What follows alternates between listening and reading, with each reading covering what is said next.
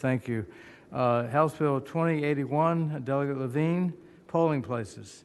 Thank you, Mr. Chairman. HB 2081 prohibits the possession or use of firearms inside polling places, counting centers, recount centers. There are exceptions for law enforcement, retired law enforcement, and people who live and work next door. But the purpose of this bill is to keep people from being intimidated by folks with arms. It would add to the prohibited area where we have 40 feet outside a polling place. It says you can't solicit, you can't, ask people to vote for your candidate 40 feet outside the building. It would also add a sign that says no firearms, and that would let people know that they inside won't be intimidated by someone with a firearm. Some polling places do already have these restrictions. Schools and churches are already prohibited by Virginia law, but this would make it consistent for anyone voting. There were a couple of Virginians actually that went to Pennsylvania when they were counting the ballots to try to intimidate people with firearms and were arrested there because they have that law there. We don't have that law here. And there's a lot of support for this measure. Thank you, Mr. Chairman. Any questions of the patron? Mr. Chairman. Yes, Senator Peterson. Oh, Surville. I'm Surville. Thank you, Mr. You Chairman. look so much alike. Go ahead. Yeah, we dress alike too, apparently. Yeah, you do. So, Mr. Chairman. Wish you had this suit. So, I would ask the patron this. So, I obviously, you can't bring a firearm on school property, so a lot of polling places are already covered by this. But it seems to me that if somebody is concealed carrying at I guess this would be a church or a community center, a non-school polling place, because that's really what we're talking about here.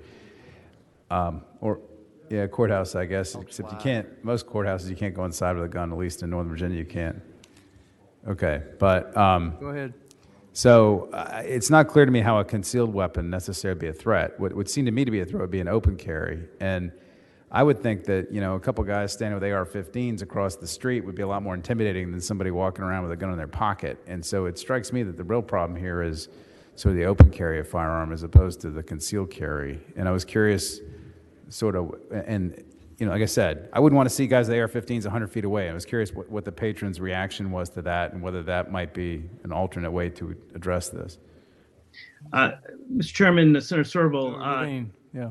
I actually looked originally at 100 feet away, and if the Senate wanted to amend it, I wouldn't oppose that. It's just that the idea was 40 feet was already used for solicitation, so the idea was to have a single standard.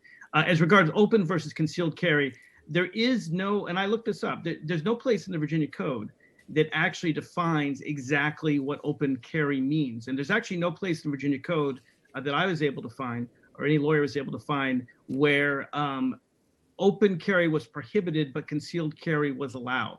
And part of the problem with making that definition, and lawyers could spend probably a long time trying to define the difference, is that you bump into someone, you feel their gun, right? Is that concealed carry? Is that open carry? I guess that's concealed. Someone puts their hand on their gun and flashes it for a moment. Is that open or is concealed? This would actually open a huge can of worms in Virginia law. Virginia law actually just makes it clear: no guns in schools, no guns in churches. That's the standard that's used, and so I use the existing standard rather than create a whole new one. Okay. Any Senator Peterson? Mr. Chairman. Yeah. Senator Peterson had a question. Let me just make a comment. I mean, most of the polling places, at least in my county, are either churches or schools, so they're already covered, so that's a non-issue. You do have some privately owned locations, such as Fraternal Lodge. I have an Elks Lodge in my district, which is a polling location. That's private property. And, whether they have a rule against carrying or not carrying, I have no idea. But, I just think, absent some type of articulated issue, at least in this state, I think you could capture people that could have a concealed carry permit. They could have the concealed carry in their glove compartment or somehow it's securely stowed and be liable for breaking the law, even though they're not putting anybody in harm's way. I understand that 12 people want to speak, and Senator Stewart wanted to say something. Mr. Chairman, and I would also point out, in line with what Senator Peterson's saying, Virginia is a vast rural state, and people hunt with shotguns, and they leave those shotguns in the car, and they're unloaded, and they're not intending to intimidate or harass anyone or brandish those guns, but they're in the car, and technically they'd be guilty under this statute. So if this is going to go forward, I think we've got to carve those folks out, and the folks who legitimately have a firearm stowed in their car responsibly with no intent. Perhaps you should look at brandishing at a polling place or something, versus the way it's framed. Okay, there's I several respond to people. Go ahead, Delegate Levine. Just briefly, you could absolutely keep a gun in your car. You can park, and if you're 40 feet away. Most people don't park 40 feet away from a polling place, next to a polling place. You park, you leave your gun in the car, you vote, you come back, your gun's in the car. That's already allowed. Thank you, Mr. Chairman. All right, 12 people want to speak. All in favor of wanting to speak, raise your hand and speak in favor, and then the people who want to speak against, that'd be fine too. First in favor. Scott Miles, please go ahead. And keep it short. Good morning, Senator Edwards, members of the committee. I'm Scott Miles here representing Attorney General Herring. He supports this bill. Thank you very much. Thank you. Next. Lori Haas, please go ahead. Laurie House, go ahead. Good morning, Mr. Chairman, members of the committee. We strongly support the bill. Delegate Levine has done a good job carefully crafting the language in the bill. It just takes it to the space inside the building within that 40 feet where other activities are prohibited, and then inside the polling place itself. Yes, this protection is necessary for those places that are not governed by the church or school or other prohibited places. We very much support the bill. Thank you. Thank you. Next. Christine Payne, please go ahead. Morning, Mr. Chair, members of the committee. Christine Payne from League of Women Voters. We support this bill because firearms have been utilized to suppress the vote at polling locations, and voter intimidation has no place in our representative democracy. We strongly urge you to support this bill. Thank you. Next. Kelly Roscom, please go ahead. Good morning. My name is Kelly Roscom. I'm with the Educational Fund to Stop Gun Violence. We strongly support this bill. We think it's an important measure to prevent the chilling of individuals exercising their rights in a democracy. It's also very narrowly tailored, and we urge you to support this bill. Okay, next. Thank you. Maureen, please go ahead. Thank you, Mr. Chairman and members. I'm a Moms Demand Action volunteer and proud mom of a new voter. We strongly support this bill. Armed intimidation has no place in our democracy. Thank you. Thank you. Next. Andrew Goddard, please go ahead.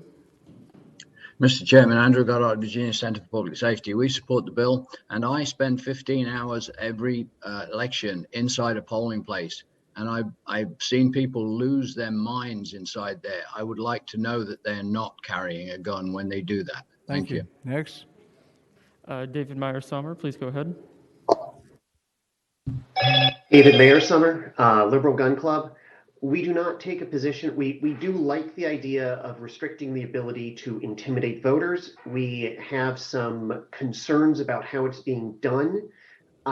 If the goal is to prevent intimidation, I think that should be the key, and it could be someone standing 100 feet away as opposed to just 40 feet. Concealed, as for concealed carry, concealed means concealed. That means that it is not observable to the casual viewer. If somebody is bumping into you and discovers a gun. All right, thank you very much. Next. Melanie Cornelius, please go ahead. Moms Demand Action and Everytown Survivor Network support this bill. Thank you. Thank you. Next. Dominique Martin, please go ahead. Dominic Martin, New Virginia Majority. We support the bill for previously stated reasons. Thank you very much. Next. Tanya Shard, please go ahead. Good morning, Tanya Sharp from the Brady Campaign to Prevent Gun Violence. This bill is necessary to ensure that voters are protected and can vote safely and without intimidation or risk in the Commonwealth, and we strongly encourage the committee to report the bill. Thank you. Next.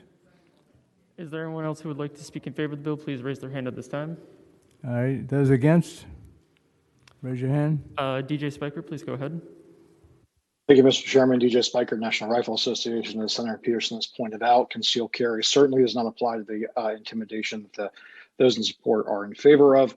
This bill is unnecessary. Last year's SB 35 already gives them authority. And if you don't believe me, you can believe the September 2020 study from the Coalition to Stop Gun Violence that says Virginia has plenty of laws to apply, including brandishing, intimidation, and local authority to already put these things into place. This is unnecessary. At a minimum, there should be an exemption for concealed carry as intimidation doesn't apply. There are plenty of existing laws. Thank you. Okay, thank you very much. Next. Patricia Webb, please go ahead. Good morning. Pat Webb with VCDL. We oppose this bill. As pointed out by one of the senators, if you want to do something to prevent intimidation, make it against the law to brandish at the polling station. You're not going to prevent people from breaking the law. If somebody wants to come into a polling place with a gun, whether it's against the law or not, they will still do it unless you put up metal detectors at every single polling place. Are you ready to foot that bill? Thank you. Thank Okay, you. thank you. Next. Philip Van Cleve, please go ahead. Yeah, Philip Van Cleve, President, VCDL. Yes, we, for the reasons that DJ Spiker mentioned, we oppose this bill. Thank you. Okay, thank you. Anybody else want to speak one way or the other? Vincent Smith, please go ahead. Okay. I'd just like to address the flaw in Delegate Levine's logic. He says that there's no legal definition of concealed in Virginia. Well, then how come my concealed handgun permit issued by the state of Virginia says the word concealed handgun on it? So that I think there can be an exemption here for concealed handgun permit holders. I'd also like to point out that to say that this is to prevent intimidation, there are a large portion of this country who are intimidated by clowns, so much so that it has a name. It's called coulrophobia. So are you going to also outlaw clowns in polling places? Okay. All right, thank you. Next. At this time, there are no other speakers. Okay, is there anybody from staff want to say anything? Mr. Chairman. Yeah. Mr. Chairman. Yeah, who's this? Stewart. Yeah, Senator Stewart. Thank you, Mr. Chairman. I would like to ask Mr. Benjamin a question. Line 19 through 20 says knowingly possess any firearm as defined in 18.2-30, 8.2:2 within 40 feet of any building or part thereof used as a polling place. And I'd like to ask Mr. Benjamin, under that definition in the bill, would that include a weapon as defined in 18.2-308 if it were responsibly locked in your car when you came, or actually when you came in and parked in the parking lot, if it was a weapon in your car would qualify under that?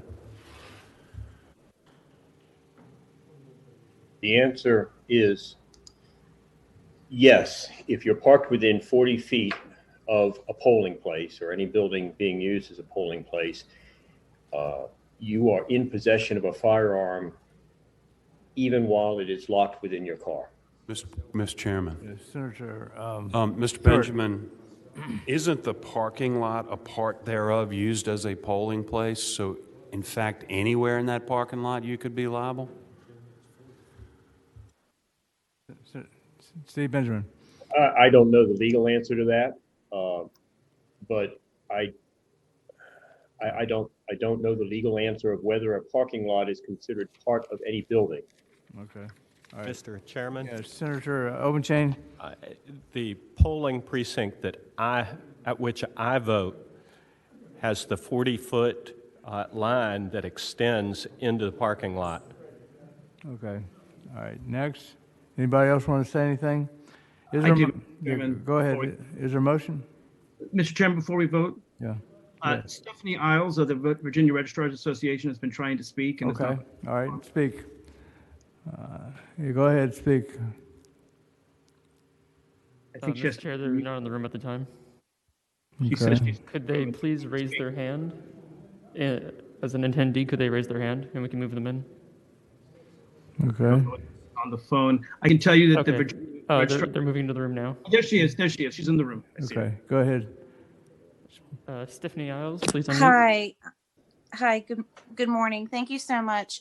Stephanie Isles, I'm the Director of Elections and General Registrar for the City of Norfolk. Speaking on behalf of the Voter Registrars Association of Virginia, we do support uniform application of prohibited activities during Election Day. Many of our polling places, as previously mentioned, such as schools, community centers, libraries, and churches may already be covered under current statute. However, there are some private facilities that are used as polling places on Election Day, and this would make those uniforms so we could train all of our election officials the same and have the same laws in effect for all locations. Thank you. Thank you very much. Is there a motion on the bill?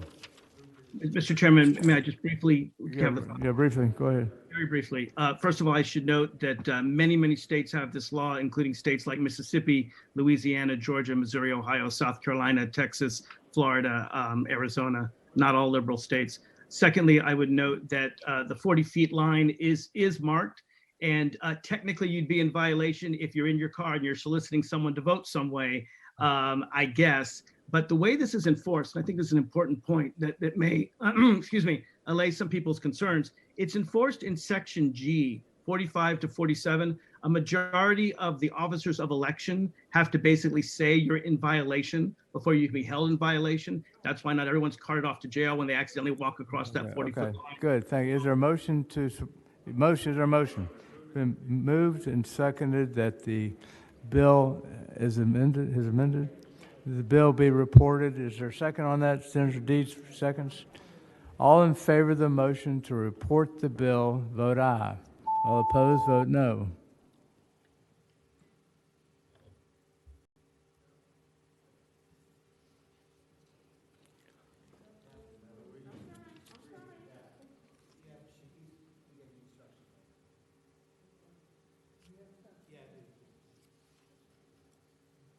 Ayes 8, noes 6. Ayes 8, noes 6. The bill is reported. Thank you. Thank you, Mr. Chair, members of the committee.